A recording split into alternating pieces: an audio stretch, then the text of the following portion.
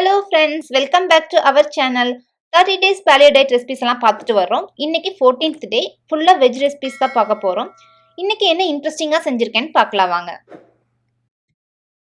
இன்னைக்கு மார்னிங் பிரேக்ஃபாஸ்ட்டுக்கு cheese bell பெப்பர்லாம் வச்சு ஒரு டேஸ்டியான ரெசிபி செஞ்சேன். அது ரவா தோசைன்னு சொல்ல முடியாது, அதை விடவே கிறிஸ்பியா ரொம்ப டேஸ்டா இருந்துச்சு. அது எப்படி செய்யறதுன்னு பார்க்கலாம்.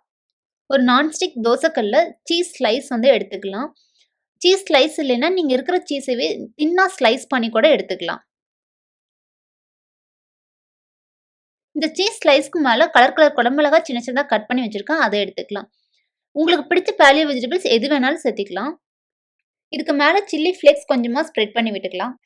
இது மீடியம் ஃப்ளேம்லயே வச்சு குக் பண்ணிக்கணும். கொஞ்சம் டைம் எடுக்கும், பட் ரொம்ப டேஸ்டியான ரெசிபி. ஓரத்துல எல்லாம் நல்லா கிறிஸ்பி ஆயிருச்சு, பட் சென்டர்ல குக் ஆகல, அதனால இன்னும் கொஞ்ச நேரம் இருக்கட்டும். இப்போ இது நல்லா குக் ஆயிருச்சு. திருப்பி போட்டுடலாம். திருப்பி போடும்போது பார்த்து மெதுவா 2 கரண்டி வச்சு திருப்பி போட்டுக்கோங்க. திருப்பி போட்டதுக்கு அப்புறம் ரொம்ப நேரம் இருக்க வேண்டியதுல ஒரு 30 செகண்ட்ஸ்லயே எடுத்துடலாம். பாலியோல வெஜிடேரியன்ஸ்க்கு இது ஒரு சூப்பரான ரெசிபி. ரொம்ப டேஸ்டா இருக்கும். ஒன்னு சாப்பிட்டாலே போதும், நல்லா பசி தாங்கும்.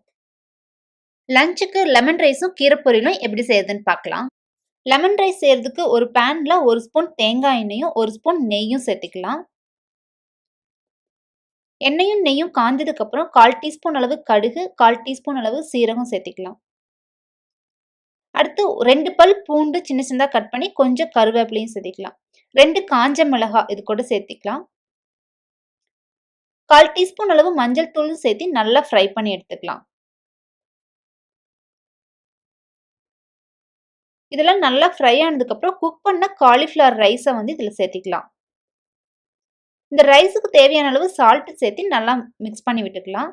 எல்லாம் மிக்ஸ் பண்ணதுக்கு அப்புறம் ஸ்டவ் ஆஃப் பண்ணிட்டு லெமன் ஜூஸும் கட் பண்ண கொத்தமல்லி இலையும் தூவி மிக்ஸ் பண்ணி எடுத்துட்டோம்னா சூப்பரான காலிஃப்ளவர் லெமன் ரைஸ் ரெடி. அடுத்து கீரை பொரியலுக்கு ஒரு ஃப்ரையிங் பேன்ல 2 ஸ்பூன் அளவு தேங்காய் எண்ணெய் சேர்த்திக்கலாம். எண்ணெய் நல்லா காஞ்சதுக்கு அப்புறம் கட் பண்ணி வச்சிருக்க சின்ன வெங்காயம் பூண்டும் சேர்த்து நல்லா ஃப்ரை பண்ணிக்கலாம். சின்ன வெங்காயம் கீரைக்கு நல்லா டேஸ்டா இருக்கும். சின்ன வெங்காயம் இல்லைன்னா நீங்க பெரிய வெங்காயம் கூட எடுத்துக்கலாம்.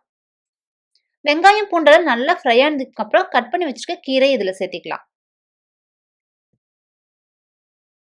கீரைக்கு தேவையான அளவு ஹிமாலயன் பிங்க் சால்ட் கொஞ்சமா சேர்த்திக்கலாம். ஒரு 1/4 டீஸ்பூன் அளவு மஞ்சள் தூள் சேர்த்திக்கலாம். காரத்துக்கு தேவையான அளவு மிளகாத்தூள் சேர்த்து நல்லா மிக்ஸ் பண்ணி கீரையை குக் பண்ணி எடுத்துக்கலாம். கீரையை மூடி வைக்க வேண்டாம், மீடியம் ஃப்ளேம்லேயே வச்சு நல்லா குக் பண்ணி எடுத்துக்கலாம். கீரை நல்லா குக் ஆனதுக்கு அப்புறம் ஸ்டவ் ஆஃப் பண்ணிட்டு நிறைய தேங்காய் துருவல் போட்டு மிக்ஸ் பண்ணி எடுத்துக்கலாம். லஞ்சுக்கு சூப்பரான காலிஃப்ளவர் லெமன் ரைஸும் கீரை பொரியலும் ரெடி. முடிஞ்ச அளவுக்கு கீரையை ஏதோ ஒரு ஃபார்ம்ல டெய்லியும் எடுத்துக்கோங்க, ரொம்ப நல்லது. டின்னருக்கு bell pepper basket with mushroom அது எப்படி செய்யறதுன்னு பார்க்கலாம். ஃபர்ஸ்ட் மஷ்ரூமை குக் பண்ணி எடுத்துக்கலாம். ஒரு பேன்ல கொஞ்சமா பட்டர் சேர்த்து பட்டர் நல்லா மெல்ட் ஆனதுக்கு அப்புறம் கட் பண்ணி வச்சிருக்க மஷ்ரூமை சேர்த்துக்கலாம்.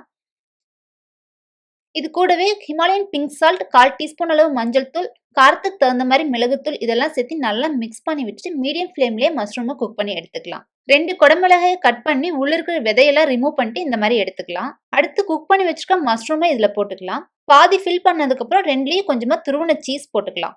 சீஸ் போட்டதுக்கு அப்புறம் அதுக்கு மேல இன்னும் கொஞ்சம் மஷ்ரூம் போட்டுக்கலாம். அதுக்கு மேல இன்னும் கொஞ்சம் சீஸ் போட்டு ஓவன்ல 5 மினிட்ஸ் பிராயில் பண்ணி எடுத்துக்கலாம். ஓவன் இல்லைன்னா ஒரு பேன்ல கொஞ்சமா பட்டர் போட்டு ரெடி பண்ணி வச்சிருக்க பேஸ்கட்டை 5 மினிட்ஸ் வச்சு எடுத்துக்கலாம்.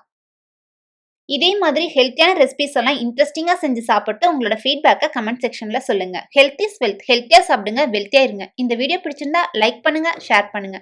நம்ம சேனலை சப்ஸ்கிரைப் பண்ணி மறக்காம பக்கத்தில் இருக்க பெல் ஐக்கான் பட்டனை பிரஸ் பண்ணி வச்சுக்கோங்க. அடுத்து இன்னும் நிறைய பாலியோ ரெசிபிஸோட உங்களை எல்லாம் மீட் பண்றேன். Thank you friends.